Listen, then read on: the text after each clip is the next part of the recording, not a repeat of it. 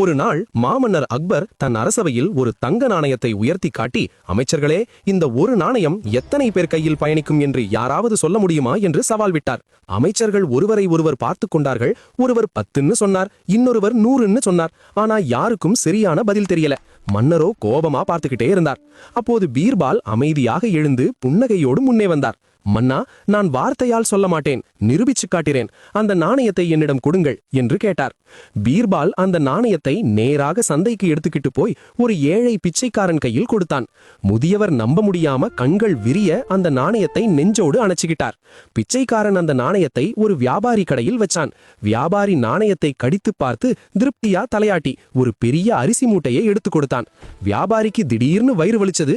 ஒரு வைத்தியரிடம் ஓடினான். வைத்தியர் நாடி பிடித்து பார்த்து மருந்து கொடுத்தார். அதே தங்க நாணயம் இப்போ வைத்தியர் கையில் போய் சேர்ந்துச்சு.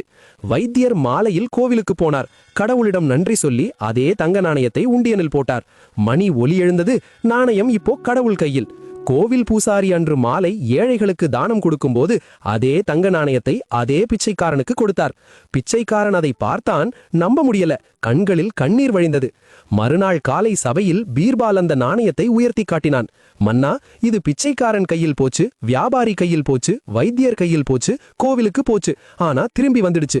அக்பர் மகிழ்ச்சியோடு சிரிச்சார். பீர்பால் சொன்னான், மன்னா, பணம் யாருக்கும் சொந்தமில்லை, அது ஓடிக்கொண்டே இருக்கும், பிடிச்சு வைச்சா நிற்காது என்பதே இந்த கதையின் நீதி. இந்த கதை உங்களுக்கு பிடிச்சிருந்தா ஒரு லைக் போடுங்க. உங்க கருத்தை கமெண்ட்ல சொல்லுங்க. மீண்டும் ஒரு கதையோட சீக்கிரம் சந்திப்போம். நன்றி.